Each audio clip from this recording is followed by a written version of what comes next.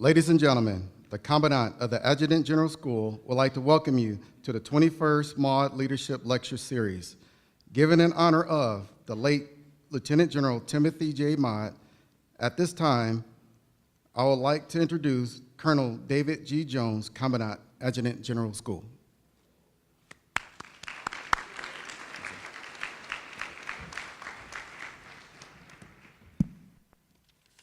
See if we got this thing on. Hey, it's a great day to be a soldier, whoa? Wow, it sounds like you're on spring break. It's a great day to be a soldier, whoa? Yeah, I got one. All right, thanks.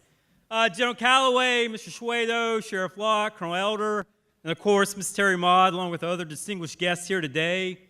It's a great honor to welcome you to the Maude Leadership Lecture Series. The series is about honoring the legacy of Lieutenant General Maude, but providing a venue where both soldiers and other public servants can hear lessons in leadership from a variety of influential leaders. As most of you know, Lieutenant General Maude was a senior officer killed during the September 11th attacks of 2001. At the time, he was serving as the Army Des-Per, or as we call it today, the Army G1. So a little truth in lending. I did not personally know Lieutenant General Maude as a junior captain back in 2001, but this does not mean he did not have a profound impact on my life. Lieutenant General Maude's legacy is shaped by the leaders he trained and mentored over the course of his long and distinguished career. This includes powerful leaders in my life, such as our own Colonel Retired Mike Milazzo, oh, there you are, thanks, Colonel Retired Pat Mulcahy, and countless others who shaped my personal and professional development. I cannot tell you how many times over the course of my career someone has shared with me an experience or leadership example from Lieutenant General Maude over the course of my career. I think the type of leader he was is best exemplified by the epitaph on this tombstone. Recently, I was at the Pentagon, and I decided to pay a visit to Arlington National Cemetery. I took the Blue Line on the Metro, which is really just one stop, easy trip from the Pentagon to Arlington National Cemetery, and I made my way to Section 30, which is where Lieutenant General Maude is buried. When I came across his resting place, I was struck by the simplicity and the powerfulness of what was written on that tombstone. It simply states, he took care of soldiers. That is exactly who he was and what he was all about, taking care of soldiers. Today I have the great honor of introducing his wife, Ms. Terry Maude. I started to provide you the typical list of all our accomplishments like we do in events like this, but I'll just tell you what she's done. It would not describe who she is or what she's about. Well, recently I read Dr. Bauer's book titled I Am Tim Maude and I Am a Soldier. And there is a passage in the book that captures exactly who she is and what she is for. So please bear with me for about 2 minutes as I read a passage from this book that describes who Terry Maude is. So somewhere in the course of our conversation with Terry, Brigadier General Sean Byrne mentioned that the Des-Per survivors were gathering at the Hoffman Complex on Friday morning. There was no question in her mind that she would be there too, and she would address the Des-Per family. Sean gave me this deer-in-the-headlights look, says Terry. Are you sure you want to do that, he asked. Terry said, yes, I've got to go. I've got to let them know that I'm okay, and it's okay for them to go back to work. Terry felt she was the only person who can impart that message. From battalion command at Fort Benjamin Harrison on, Tim and she had deliberately worked to build a family-like sense of belonging in the units Tim commanded. Our unit was our family, says Terry. On September 14th, 2011, just 3 days after the most horrific attack on the United States soil, the head of the Des-Per family was missing in action, and someone needed to speak for him to family members needing reassurance they were not alone in their pain, suffering, confusion, and she would be the one. The Friday morning meeting took place at the cinema complex across the street from the Hoffman Building in Alexandria. Terry looked into the audience and noticed people on crutches, some heavily bandaged from injuries. She knew some of them had just been released from the hospital, some she recognized from the community and family support center where she worked. She also saw faces she did not know and recognize, and on that basis, she decided to introduce herself.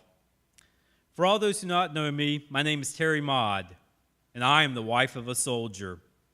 They all recognized the similarity to the words that Tim often used to introduce himself, and the place exploded with cheers and applause.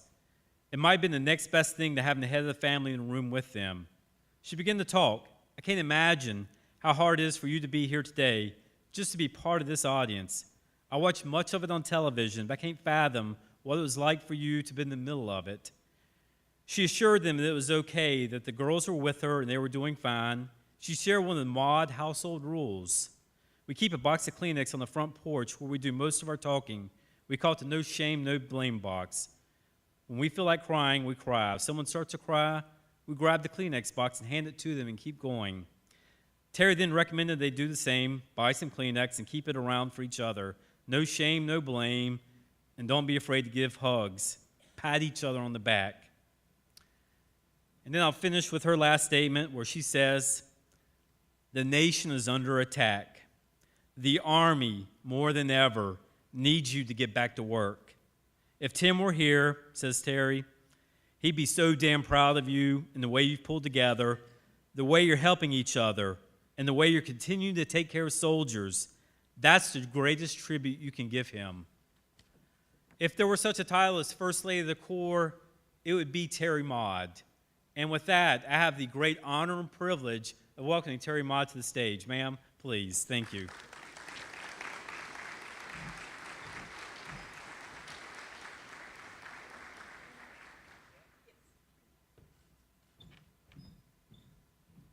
I have no idea how to follow that up.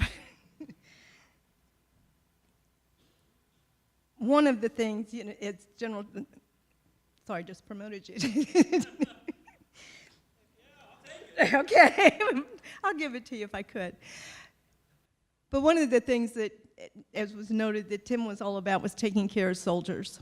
And if you think about it, that's what your job, our job, as people, as personnel people, is all about, is taking care of soldiers, whether that be the person sitting next to you at the study desk, or whether that be a family member serving in one of the part of our global war on terrorism.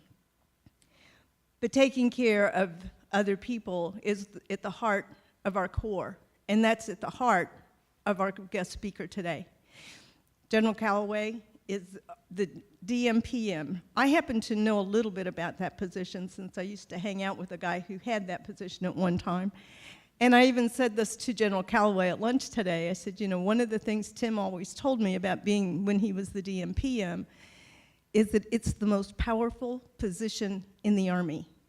But it's also a well-kept secret because most people, when they look at that term, when they look at that assignment, go, yeah, okay, so he answers a bunch of questions about stuff.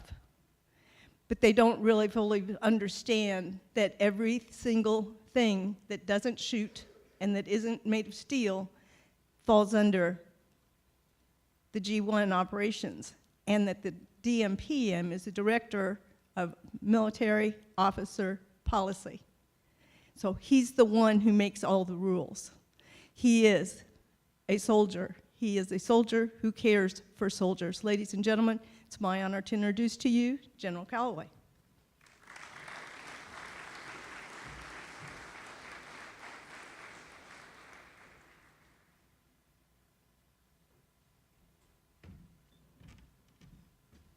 How's everybody doing? All right, good.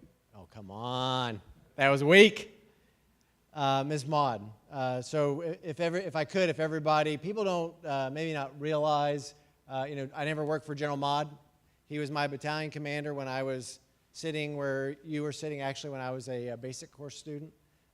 He was my battalion commander. And even as a young person, he had a reputation that all the students knew, and as you went out into the rest of the Army, it kind of carried itself over. Somebody who was competent, committed, and caring across the board, and his number one focus was soldiers and taking care of soldiers.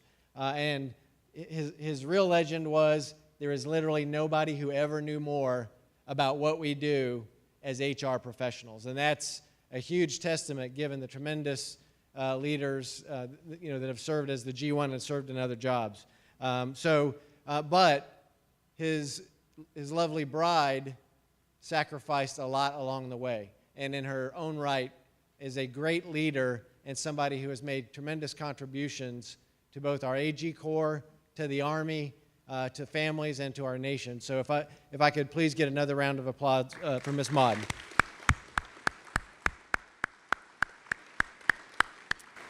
So ma'am, Sheriff Lott, Mr. Schwado, distinguished guests, fellow soldiers, and our great sheriff's deputies from Richland County. Who the heck is watching the county? What's going on? It's an honor to be here. This is the 12th series, and so when Mike reached out to me and he said, hey, could you come talk at this lecture series, I'm picturing 4 old guys in bow ties up on the stage, with me being the cool guy in uniform. It didn't work out that way, so I'm on my own. So you've got me for a few minutes. What I'd like to do is, since I'm coming from the Department of the Army, and you guys, as Ms. Maude said, there's a lot of stuff that kind of falls up under my umbrella. Tell you a little bit what's going on in the big Army that you all are fixing to go out to, and I hope our sheriff's deputies can bear with us for that. I understand you guys get a little continuing education credit for this deal, right? You may get demerits on your education record after this. You may have to have some rehabilitative training. Give you an update on what's going on in the big Army. Talk a little bit about a couple of ideas on leadership, since it is a leadership lecture series, and then hopefully take 20 to 30 minutes to answer some questions that you may have. I may not know all the answers. If I don't know, somebody here may know, and if I don't, I'll get an answer back to you. So what's going on in the big Army? So since September of 2001, this nation's been at war for 17 years. It's the longest war in history. So if you go back to 2011, the Army was at 566,000 soldiers in the this is active component only, 566,000 soldiers.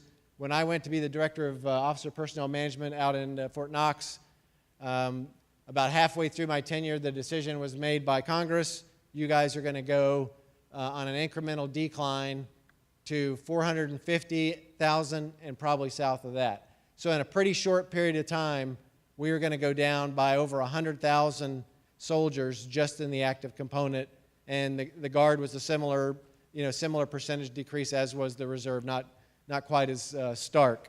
So we were going to go down, like I said, about 100,000 people in active component.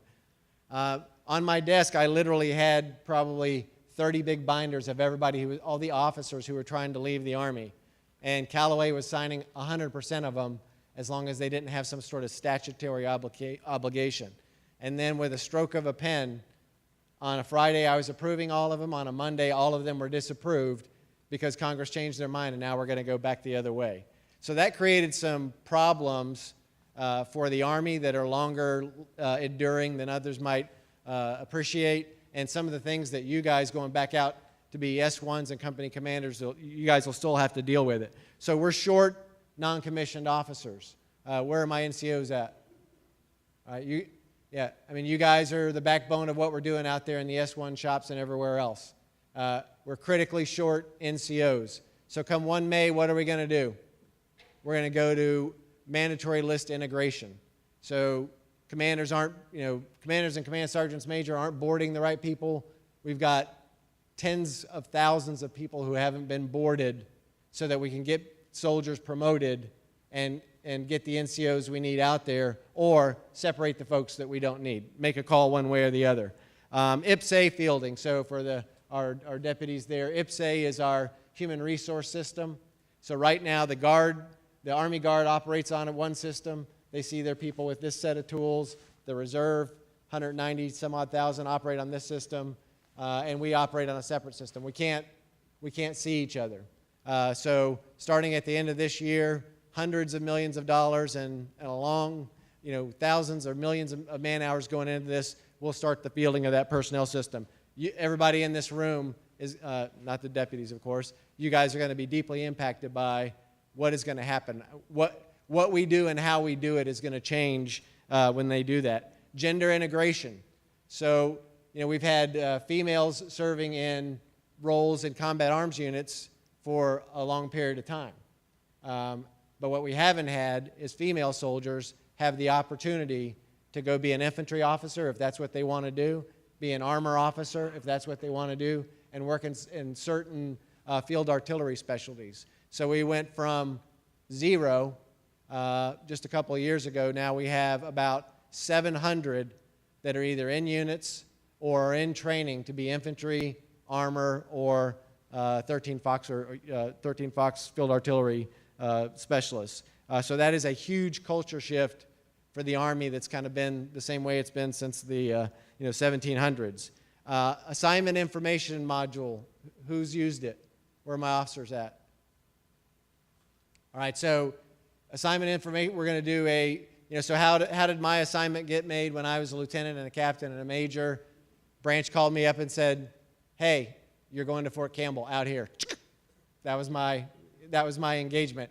Your option is Fort Campbell or Fort Campbell. See ya. And you did what you were told. Now we're trying to open it up because today's generation is a little bit different. We have better automation tools.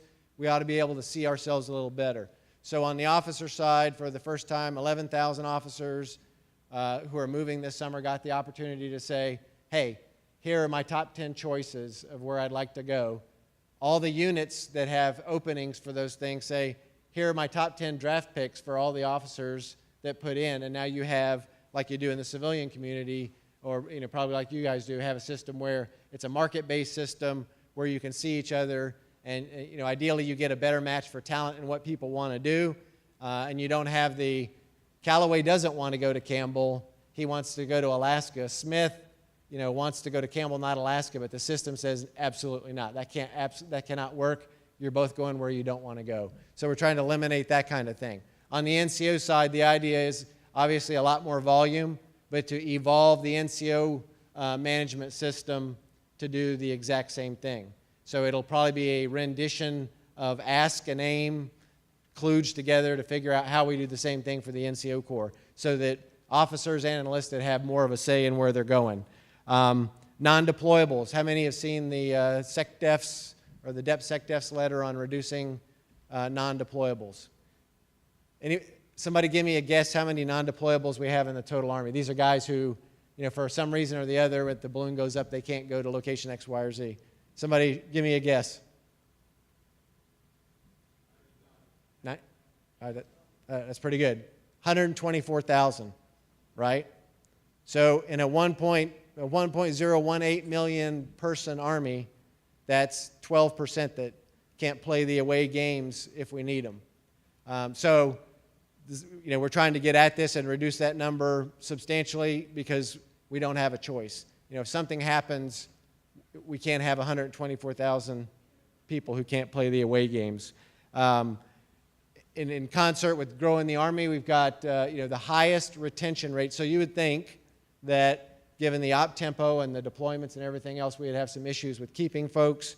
We have the highest retention rate for the last 2 years in the history of the modern Army.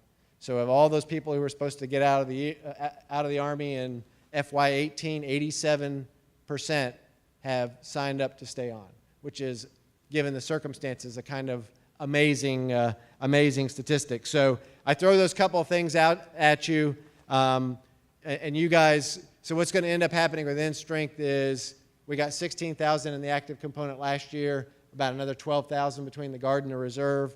We're going to continue to grow for the next 3 years. So we got 7,500 this year. On the active side, we'll get another 4,000 each year probably. That's the goal for the next 3 years. And the idea is we buy a couple more Armored Brigade combat teams, buy more long-range fires, more air defense, more cyber, SFABs, and then invest in the readiness enhancement account. And if you guys haven't heard of that, again, I throw some of that at you. If there's some questions that you want to ask about any of that, please ping me as we go on. So on the leadership, you've heard 5 C's, 7 C's, 4 C's, and I'm not sure in the civilian sector and in the law enforcement community if you use a similar thing.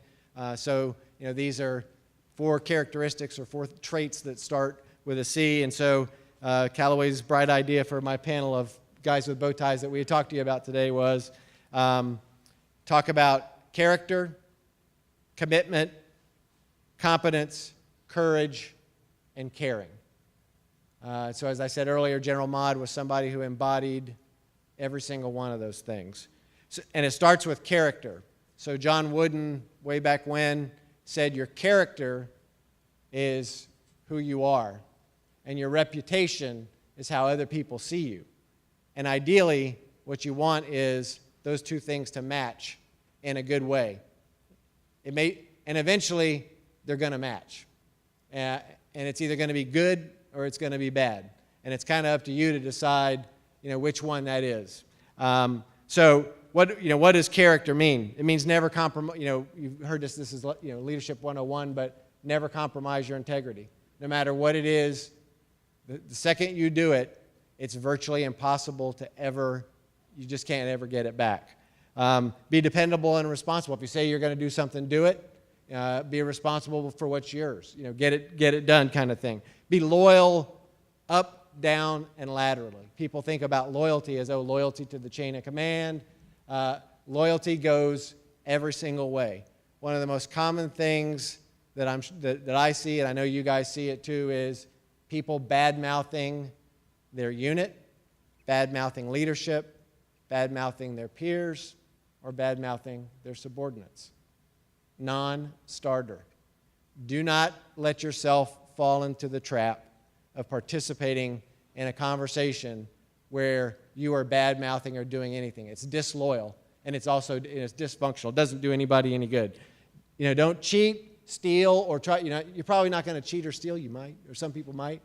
But there are people who will try to make personal gains at other people's expense.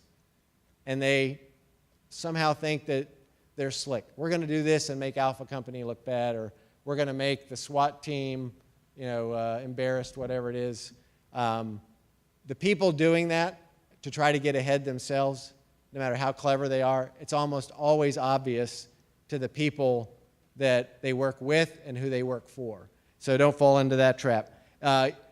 If you find yourself using the words I, me, and my on a recurring basis, you are probably heading down a path you don't want to go down to.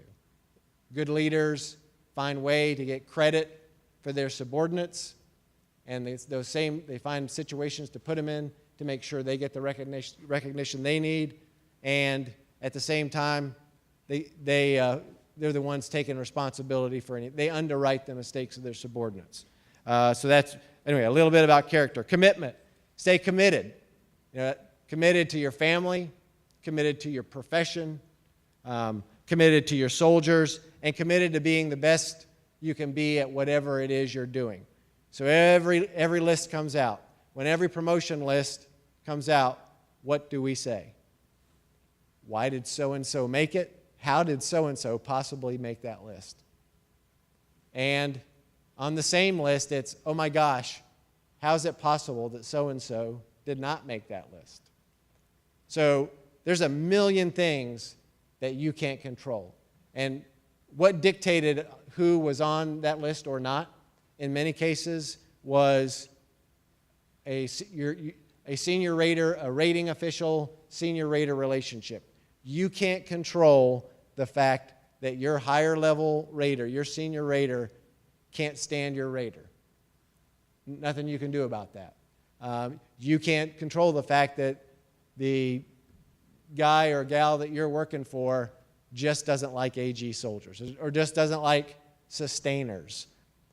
But what you can control is being the best you can be at whatever it is you're doing. So that includes lots of stuff. So I'm the director of OPMD. The hardest thing I have to do is write evaluations on 47 lieutenant colonels. So all 47 of these lieutenant colonels are handpicked.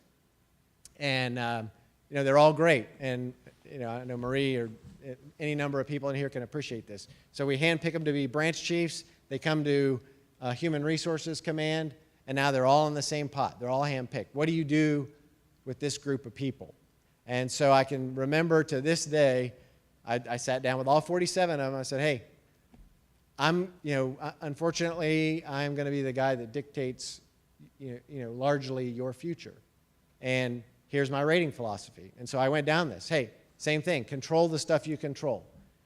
If you're the person out there scoring 180 on your PT test and quitting, if you're the person who doesn't meet the height weight standard, if you're the person showing up late all the time, whatever it is, we're going to be back in this room next time we do this.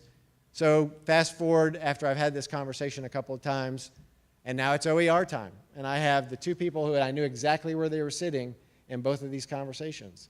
And they were sitting in the front row. And I had their PT card, and they're like, well, sir, I don't understand. Why did I get a center of mass OER and this, that, and the other? I said, remember the conversation we had way back when. You're doing your business, but you look like crap in your uniform, and you've been told that. And so those people didn't control the things that they could control. Bring your A game, be a professional. We've all seen this, but don't let that slide. You control that stuff. So that's competence. So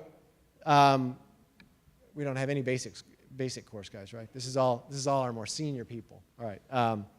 So there's this bull and a turkey, right? They're walking across the field early one morning, right before Thanksgiving. They're walking across the field, and the turkey's lamenting to the bull, saying, I just don't have it anymore. I used to be spry, this, that, and the other, be able to jump up in that tree and watch the sun come up. I just wish I could do that again. So the bull says, well, my droppings are full of nutrients. I know you're wondering, where is this going? So, ma'am, don't worry. She's very worried about this. So my droppings are full of nutrients. If you just take a couple of pecks, it might just give you that boost you need. So the turkey says, hey, what the heck, I'll try it. So he takes a couple of nips, and he feels a little boost of energy, and he goes over to that tree, and he jumps up into the first branch. And he's like, that was awesome. And so he jumps back down. Next day, same thing. They're walking, and he goes, that worked yesterday. How about we try that again? So he takes another couple of dips into the bull's droppings, and he jumps up to the second branch. And he says, man, I can't believe it. I feel like I'm 10 years old again. And same thing happens the third day. He gets all the way to the top branch. Beautiful sunrise comes up, and he is just like, it doesn't get any better than this. And about that time, the farmer on the porch lowers his shotgun, shoots the turkey off the tree. What's the moral of the story? Hey, you're not allowed to say. You already used my other story. Yeah. Bullshit will get you to the top, but it won't keep you there, right? So I say that to hope that you may remember a little bit about competence. Know your doctrine, know the processes, know where you fit into the commander's intent, be a professional. The schoolhouse has evolved unbelievably since I was a student, and that's due to a lot of things, but you have tremendous resources at the schoolhouse to learn and make the most of the opportunity that you have while you're here, to learn from each other, and then to reach back and learn from the online tools that Colonel Jones and the team have made available to you. Use it. I mean, there's no excuse for not knowing what you need to know going out there. How many of you are worried about being an S1? Or who's never been an S1? Raise your hand if you have not served as an S1 yet. All right, it's coming, right? So people are, I don't want to be an S1 because commanders don't like S1s. That's garbage. I have sat, probably 10 promotion boards. You would be shocked at the number of Division G1s, Battalion S1s, Corps G1s who have been rated by some 3- or 4-star general number one of, there's a Corps G1 who I read his OER, number one of, however many hundred colonels in this entire Corps.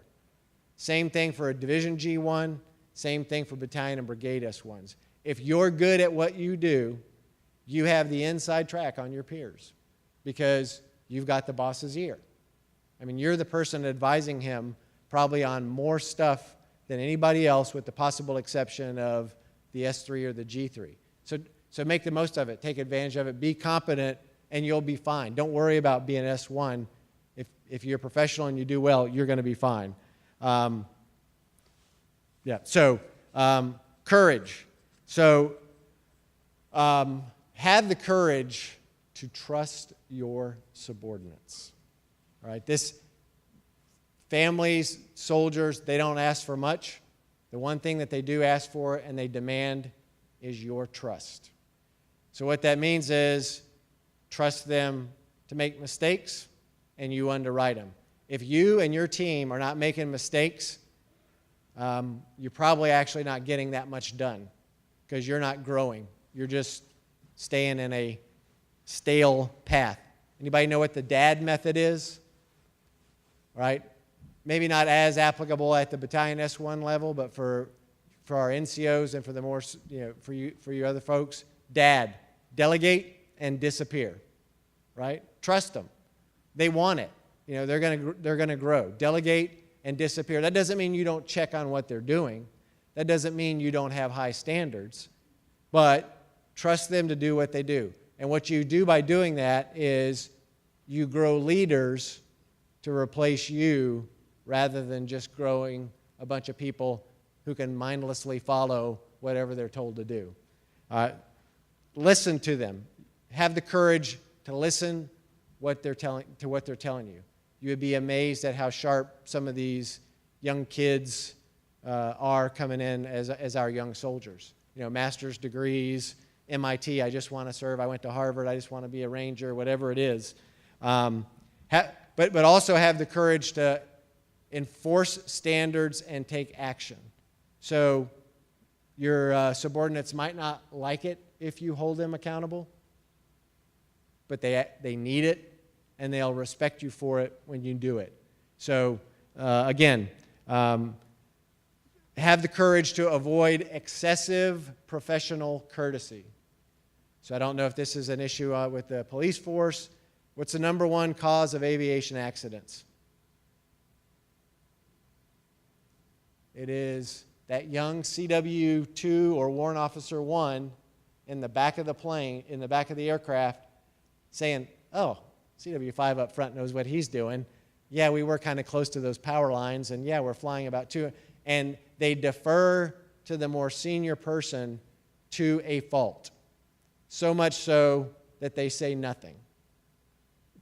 Don't have the courage to give best military advice. Have the courage to speak truth to power. That doesn't mean you don't do it with respect and all that good stuff, but you owe it to your boss, you owe it to the soldiers to be able to tell them, hey, sir, I know you think this is right, but let me tell you why I'm concerned about that. Any leader that can't take a little pushback, that leader's probably not going to be around very long anyway. You want to be around people, especially the more senior. People tell me I'm good looking, I'm a great singer, I'm really funny. Come on. I know the deal. That's not true. But people will tell me that. You have to be willing to do the same thing, whether it's your command sergeant major or whoever that is. And you need to pick people, surround yourself with those kind of people who are willing to push back.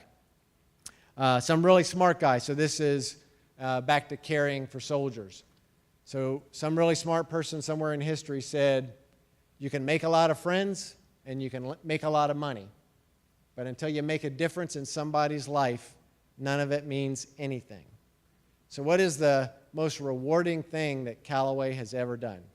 Does it have anything to do with promotion? No, absolutely not. If you would have told me when I enlisted in the Army as a medic that I was going to be even a major, I would have thought you were crazy. Same thing when I was even a lieutenant colonel or colonel. If you told me, hey, you're going to be a general, it would not have crossed my mind. The most rewarding thing that I've ever done are a couple of little instances that come back to me where I've really made a difference in somebody's life. So about 18 to 24 months ago, I'm walking through the airport. I'm in civilian clothes. And this guy comes up to me and he says, hey, sir. And I'm like, who's he talking to?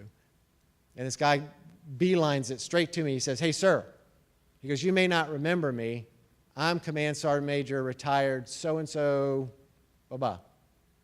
He said, you may not remember this, but when you were a first lieutenant, you convinced the chief of the soldier support branch to give me a recomp on my promotion packet. You personally walked me down there. They recomped my promotion points. It was literally the last day, the last month that I would have been promoted before I got RCP'd as a specialist. And this guy finds me in an airport 25 years later as a retired CSM. That's rewarding. Or that young kid who, Stony King. Anybody know Stony King? Warrant officer? You know Stony King? Yeah. That's because you're old. Sorry, Chief. I love you. Same sort of situation is he took his PT test when I was a company commander. The guy took his PT test every day for like 2 weeks. And he scored 299 or 298 every time. But he had to have 300 to get over the hump. Now, technically, were me and the first sergeant allowed to give Stony King a PT test every day? Technically not. And practically, we wouldn't have given him credit for something he didn't do. But the first sergeant and I sort of agreed, if that 85th push-up is a little bit ugly, Stoney's getting credit. And so the last day, that same thing. He got promoted. He didn't get RCP'd as a specialist, and he's now a retired warrant officer. Those are the things that make a difference because you're changing people's lives. Not only the soldiers, you're changing their families' lives. Those are the things that really matter. So how did I end up here? So I hope I can make this a quick story. I show up at Fort Campbell, Kentucky. I'm a second lieutenant. And Callaway shows up, and I have a rucksack packed, and my company commander, who's a major at that time, says, "Hey, welcome to the team, blah, blah, blah, blah. You're going to air assault school Monday morning." They send me off to air assault school, whatever. I was blessed from day one with Jurgen Haupt, James Hiley, all these different people that took care of me from day one as a first lieutenant, or as a second lieutenant. About a year later, I'm working on a job, and I get this call from this, and this gets to the AG business and kind of the importance of what the little details of the human resources profession. So I get this very squared away lady who works for me, comes in and says, "Hey, sir, I need your help. We're going to be late on an OER." I'm like, "Okay." And I said, "How many OERs do we do a year?" I mean, it's 30,000 people. She goes, "Oh, we do, about 7,000. I'm like, "You're worried about being late on one OER?" And she goes, "Yeah, we're the best in FORSCOM. We set the standard." I'm like, "Okay." She says, "Here's the deal. He's in 3rd Brigade."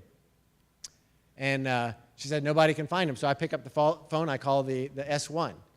And the S1, not on his game. And neither was the company commander. So I said, "Hey, sir, this is Lieutenant Callaway. I'm calling from AG Row. We're trying to track down Lieutenant Johnson," not his real name. "Trying to track down Lieutenant Johnson, Joseph J." He goes, "Ah, yes, Lieutenant Johnson, Joseph J., the ghost lieutenant of 3rd Brigade." I said, "This is not good." And I said, "What do you mean?" He goes, "Well, this guy keeps showing up on all our manning reports every month. No one's ever seen the guy." I'm like, "Yeah, I know. I pulled your readiness report for the last 15 months, and the H8, the headquarters company commander, has said, present for duty and fully deployable." So he goes, "Yeah, nobody knows where he is." I said, "Okay." I said, "I'll call you back." So I pull out the phone book. I say, "Oh, Johnson, Joseph J., 2nd Lieutenant, Clarksville, Tennessee, U.S. Army." So I call him. I said, "Hey, Lieutenant Johnson?" He says, "Yes." I said, "This is Lieutenant Callaway. I'm calling from AG Row, blah, blah, blah, blah, Human Resources." He says, "Yes, sir. I knew this call would come one day." And I said, "Stop. Don't say any more. I need to talk to you. You probably ought to go see a lawyer." So it turns out this guy had shown up about the same time that Callaway showed up to a different unit. And he got the, "Hey, Lieutenant, shut your face. I don't want to talk to you. Get down to air assault school. Come back and see me when you pass air assault school." So he failed air assault school, poor guy. Then he goes back to the S3 and he says, hey, sir, I need another slot." He says, "LT, I haven't got time to mess with you. Get out of my office. Go find your own slot." So the guy says, "Okay, fine." He says, and so the difference between this guy and me is Callaway's plan was, I'm going to come in, I'm going to do 4 years, I'm going to get out and I'm going to go coach and teach. That was Callaway's. I screwed my plan up, but that was my plan. This kid's plan was, I want to be a Rakkasan. I'm a West Point graduate. I want to serve 30 years in the Army, and I hope I get to command a battalion. Instead, this guy got so fed up with the way he was treated, he walked away and never came back. He got court-martialed, he got sent to Leavenworth, and he got fined, at that time I think it was $172,000 for the cost of his education because he was AWOL for like 16 months. So the reason I'm here and the reason he's not is simply to tell you people will stay or go because of you. That's why soldiers stay or go. You know, some of it's mission, all that kind of stuff, some of it's job security, but they're either staying or they're going because of your leadership. They don't need a daily critic. Please don't fall into the trap of always pointing out everything that's wrong. I refer to that sort of as the, are there any drill sergeants here? They used to be the old, kind of the drill sergeant mentality of finding stuff that was wrong with them. They're trying to correct them. Soldiers don't need a daily critic. They need a role model and they need a mentor. They don't need somebody to bust their chops on everything they're doing wrong every single day. Don't ever lose your temper. So I had a boss who was wearing my current rank when I was a young captain, and he calls up, he says, "Get your sorry effing behind up here and bring your sorry effing first sergeant with you." "Okay, sir." So we go up there, and this guy's got a lot of rank. So we're standing out there, and you can hear him cussing everybody out. And so we walk in, and he just lays it on me and the first sergeant. And, the first sergeant's like 20 years older than I am. I'm kind of a young kid. And he is laying into us. And so we walk out, and the first sergeant says, "Oh, my gosh, sir, I'm glad he was talking to you, because if he had been talking to me, I would have wet myself." I said, "Hey, first sergeant, I'm going to tell you something. That had absolutely no impact on me whatsoever. None." I said, "That guy is a 2-star general, and he can't control himself enough to get done what he needs to get done by simply telling me." Now, flip side that with General Mike Rochelle, who was my boss when I was a young captain, calls me in and he says, "Hey, I know you were working this thing, and it was really important for the team, and it didn't get done, and you let me down." I'm like, "Phew." I'm like, man, that will never happen again. So leadership style is important. If you're having to yell at somebody to get something done, you're already in a place that you don't need to be. Treat people with dignity and respect. That's what you're going to be measured on. Are you fair and consistent in handing out rewards and punishment? Do you treat people with dignity and respect? Those are kind of cliche, but they are 100% true. All right, so I've given you a bit of the 5 C's. I want to save a little time for your questions. Do they have microphones, or do they just yell at me? Look at that. He's ready. All right, so I'm open game for anything you want to ask me about whatever it is. If you don't have questions, I have suggestions for you. Good afternoon, sir. Captain Robert Schmelig. I'm in the reserves in Pittsburgh, Pennsylvania. Sir, could you tell us a little bit about how you have balanced your personal and professional lives throughout your career? What recommendations you have for junior leaders? The old balance question. I suck at balance, right?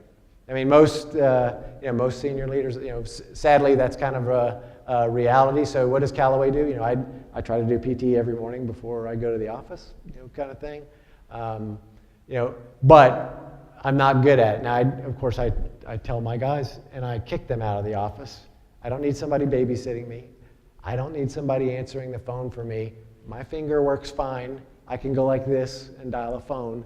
So I try to kick people out of the office when I fail. But what I would tell you is, so now they're doing all these health and holistic health and fitness stuff where the triad of diet, exercise, and sleep kind of stuff. It really is important. I think now they're discovering that even more important that among those 3, actually getting sleep is the most important of the 3, which surprises me a little bit, but not too much. So I would tell you, do not miss, and I wish I had, if I had charts, I would give a really good chart. So, matter of fact, I will send a chart to Colonel Jones that gives you, here's your chart on balance. And what it lays out is, here are all my family or personal events that are really important, and here's all my job-specific stuff. Unless you're in combat or deploying immediately to combat, you shouldn't miss the birth of a child, the marriage of a son or a daughter, your own wedding or whatever it is. Critical events, those are non-miss, and the chain of command should understand that. Again, I think the Army has really evolved since we were growing up. That doesn't mean that people sometimes can't be unreasonable or overly demanding, but you have to find what is balance for you. So balance for Callaway, I hope, is a lot different than balance for you. I have like the world's most wonderful wife. She understands all that. I don't think she has any boyfriends, but she would kill me if she heard me say that. But you have to strike a balance to make it work for you. That's a weak answer, but that's that's the truth.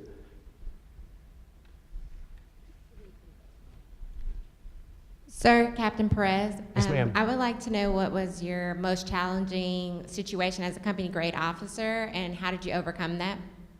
Okay. I'm a company commander.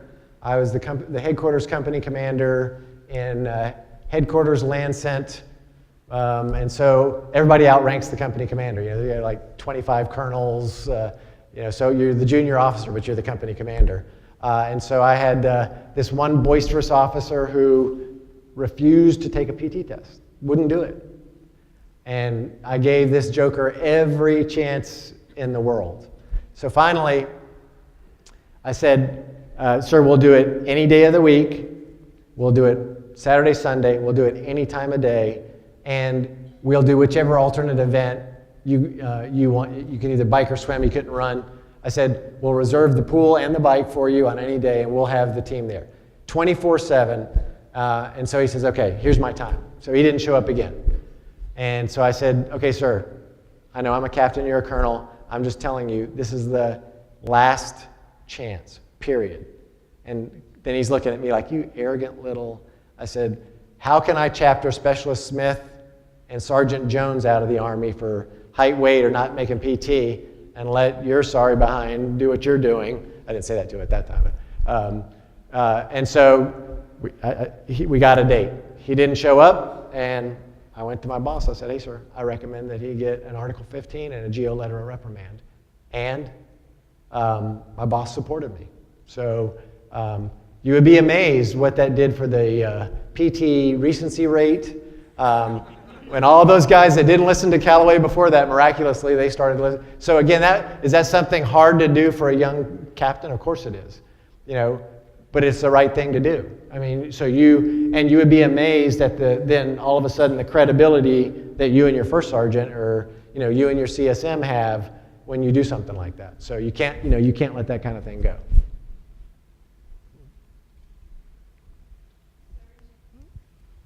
Chief Gross, Fort Rucker, Alabama. Where do you see talent management in the next 10 years versus the last 10 years?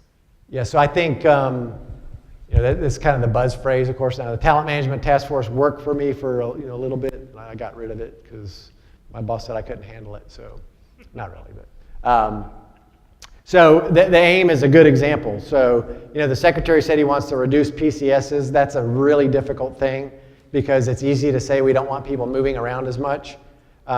If somebody's got to go to Korea, somebody has to go to wherever it is, Korea, Qatar, Fort Drum, Fort Polk, Fort Bliss, or wherever it is that people don't want to go. People have to do rotations, all that kind of stuff. But aim is the first step. So I'd be curious if any of you guys had feedback on what your aim results were. Again, this is market-based assignment system, which is like complete anathema to the Army. So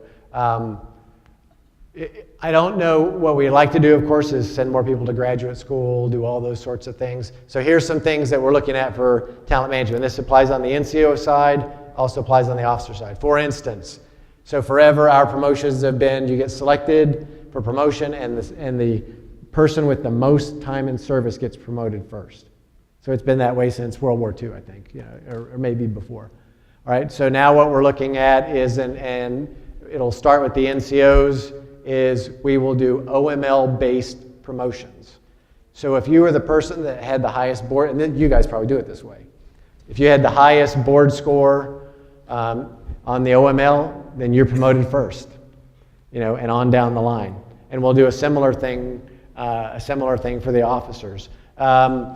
We will probably ask Congress for permission for you guys, and this is more of an officer thing because of year groups, to opt out, to say, you know what, I'm going to start a family, I'm going to take 2 years off, I'm going to start a family and get my PhD in astrophysics while I'm gone. Well, under the current system, you're penalized because you're still going to get considered for whatever it is, major, lieutenant, colonel at the same time.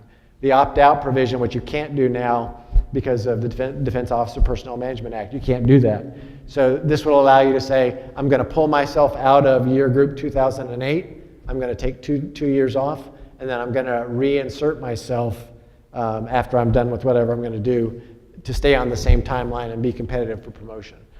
So that is another example.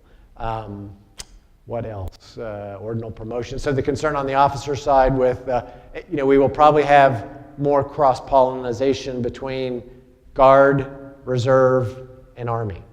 So this is a historically very difficult problem, is how do you move across components effectively?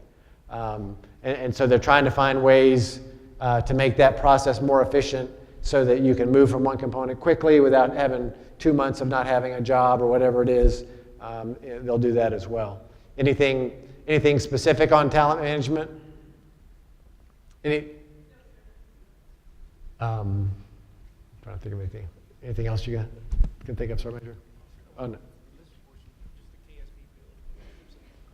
Yeah, so that's a good example. So in IPSA, on the officer side, and I think it's for the same for knowledge, skills, and behaviors. So right now, what do? We look at your file and say, hey man, he seems to have a good file. So good example. I got a list of 10 files. We're going to send somebody off to Harvard to get their master's degree. He's the #1 infantry officer in his year group. He's knocking it out of the park in every respect, XYZ, and got these great OERs. And then he's like, great. We call him and say, hey, we're going to offer you to go to Harvard. He's like, awesome. So then we start digging through his file, and we realize Smitty has a 2.1 GPA.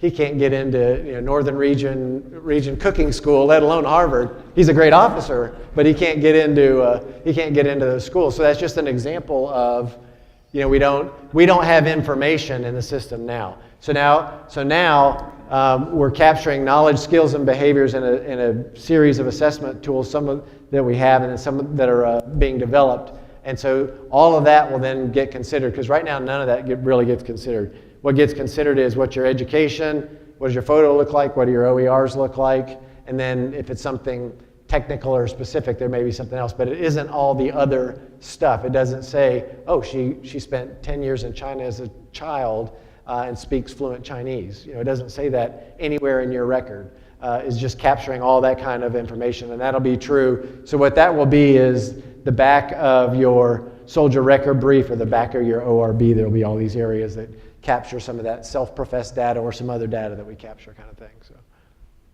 other questions? Sir, Chief Alima, AG Warrant Officer Advanced Course. My question is, you're talking about the implementation of IPSA later on this year. How do you think that this implementation will impact the future of the AG Corps, and what are the challenges that you foresee? Yeah, IPSA.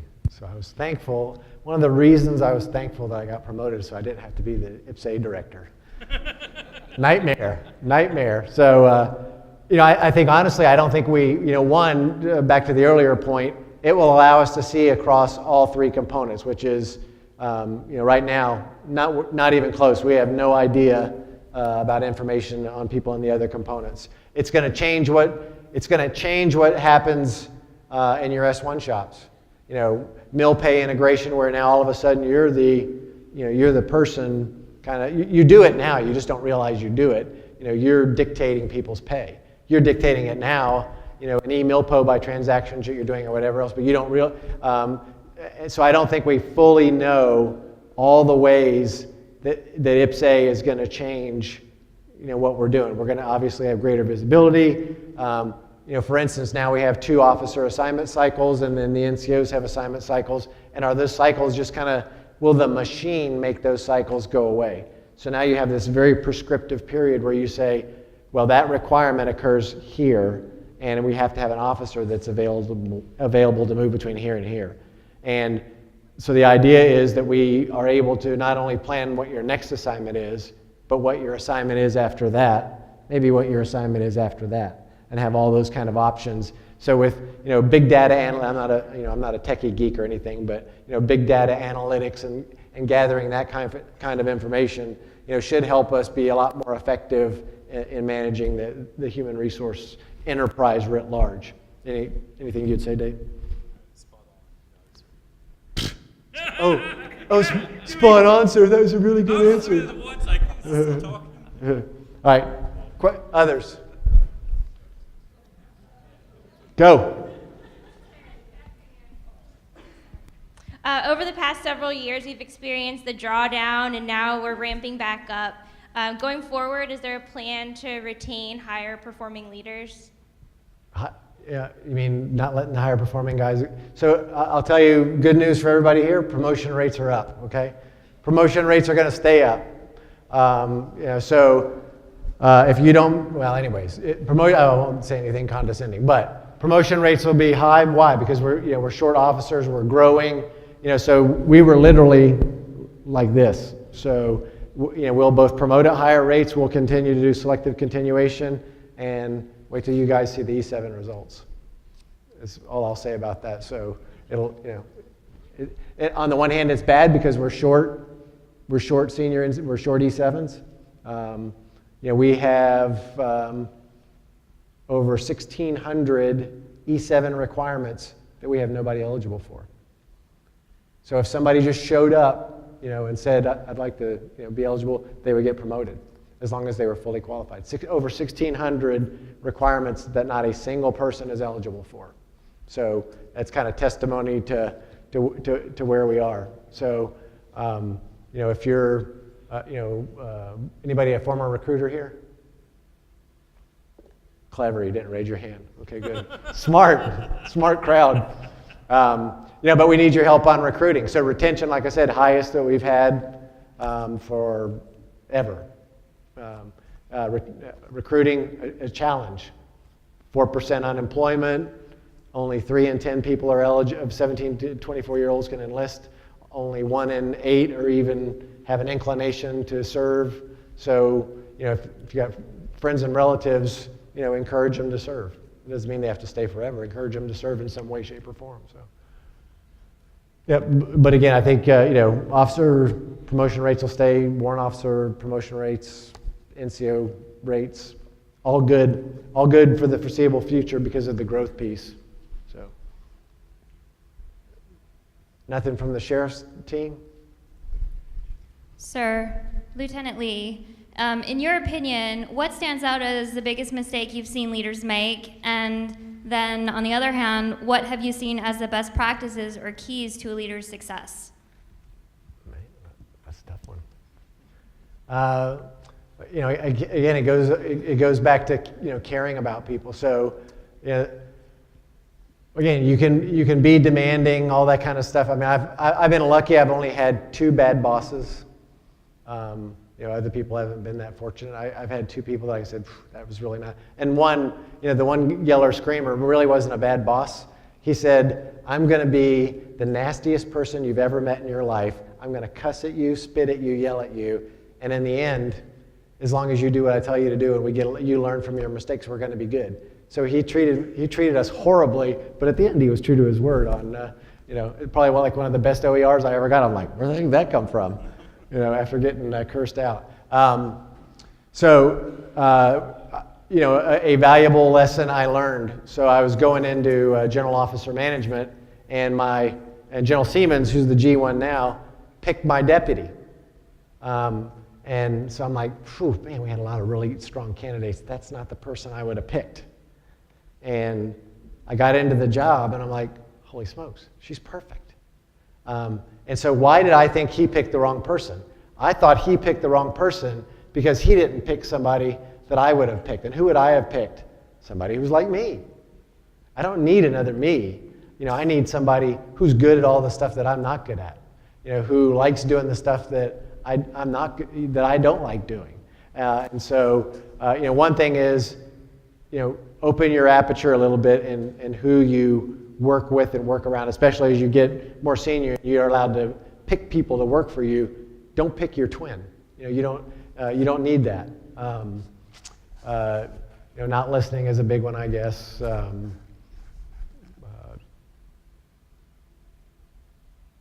Again, I think it comes down to genuinely caring and treating people like they're your family. I have literally never yelled at somebody that worked for me in 30 years, ever. I've never done it. Again, doesn't mean you can't get upset. I've been upset with people plenty of times.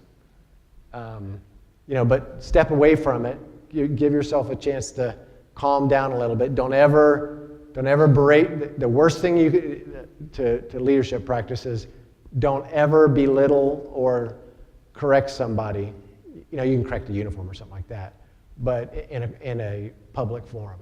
If you've got something negative to say to somebody, you pull them off to the side, put them in your office, whatever, and talk to them. Don't ever do it. Don't ever do it in public. It will almost certainly not turn out well for you. Again, that's a couple. You give me the boot? Well, I think we got time for one more question. If there's any other questions, You guys let me off on some hot topics here. Let's see. No, go ahead. Go. Pick one. Sir, could you expand on soldier readiness management and how it pertains to soldier replacements and unit manning? What? Where'd that come from? Who's your instructor? Who's planted that? All right. That's probably way too long of a question. Soldier readiness management and how soldier readiness management fits into unit readiness. So good example, S1s. This is important for you, especially if you go to a brigade S1. How does it fit in? So this is kind of a tangential example. I had this 2-star general come into my office. I'm the OPMD director, and he's upset because he isn't getting the fill of people in his unit that he wants. And so I'm like, okay, sir, what's the deal? And so he explains it to me, and I said, did your S1 or your G1 in this case, sit down with you and go over all your requirements and go over your critical, I forget what the name of the little spreadsheet report they do is, but every BCT in the Army does it. And this 2-star general had not a single clue, why that was. Why? Because his G1 wasn't talking to him. So as a S1, G1, you are, whether you're the NCOIC or whatever it is, you're the person kind of at the epicenter of making sure your unit, your sergeant major and the commander know what the requirements are. That's kind of where it starts, and that the commander knows how to convey those requirements to the top of the system. I'm going to cut short on that question because I want to give you guys one last example before we get to boot. Overcoming a blip. So who in this room had 2 consecutive, don't raise your hand, 2 consecutive center of mass OERs? Right? Callaway. So how's that possible? Oh my God, how'd you get promoted? How did you become a general? I had 2 consecutive center of mass OERs. Now some people might not tell you that. Well, whatever. But that's the truth. So what I would tell you is anybody can overcome a blip, right? You can overcome a setback. Many people think you can't. If you get 1 center of mass report, it's all over with. Not true. So what I would tell you is, if that happens to you, don't feel sorry for yourself. Fight through it.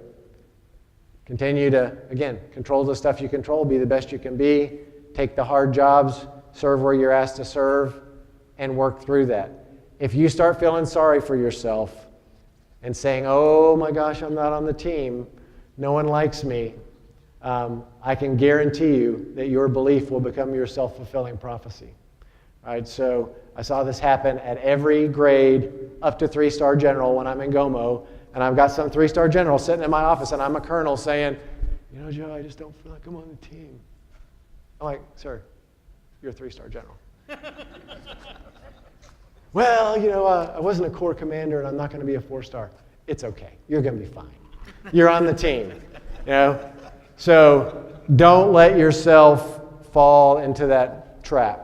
Again, if you have a blip, fight through it, overcome it. That's probably some of the most important advice I can, because for almost all of you, it's going to happen at some point.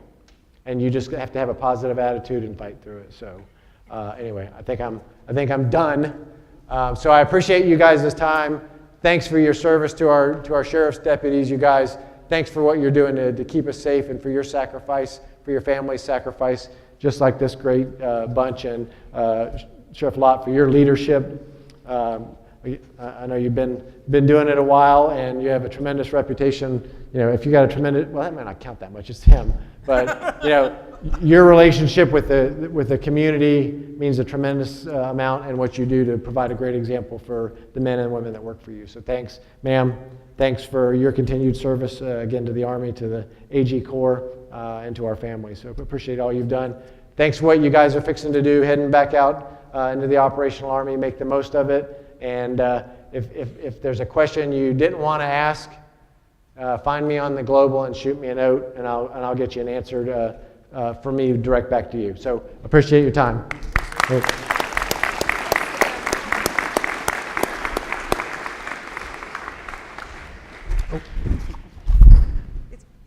It's presence time. So, ma'am. thank you so much for coming down, for talking Yes, to ma'am. us. We also have a signed Awesome. copy. Oh, thank you very much. So thank you so Yes, ma'am. very much. Thank you, Thank very you, sir. much. Thank you. What's that?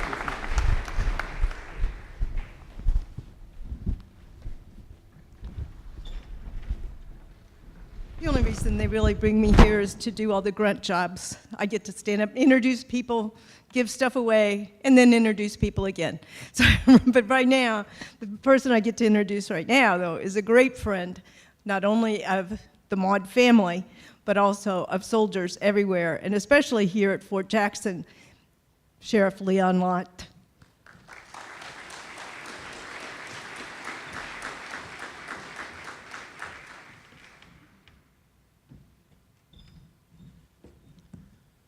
Unfortunately, I'm like most of you and never had the privilege of meeting General Maude.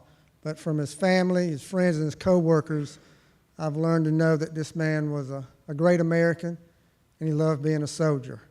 And I challenge all of y'all in uniform today, research him. Take time to go research. Learn about General Maude. Read about him. Read about what he stood for and what he gave his life for. And you'll realize he is a great role model for all of us to follow. On behalf of the Sheriff's Department, and also Association United States Army here, Palmetto Chapter, thank you for being here. Thank each one of y'all being here. In a minute, one of these walls are going to open. There's going to be lots of food. Please eat all this food. The Sheriff's Department sponsors this reception. We've been a proud sponsor to this lecture series for many years, and we look forward to continuing that. All of you in uniform, thank you, and God bless you. Thank you.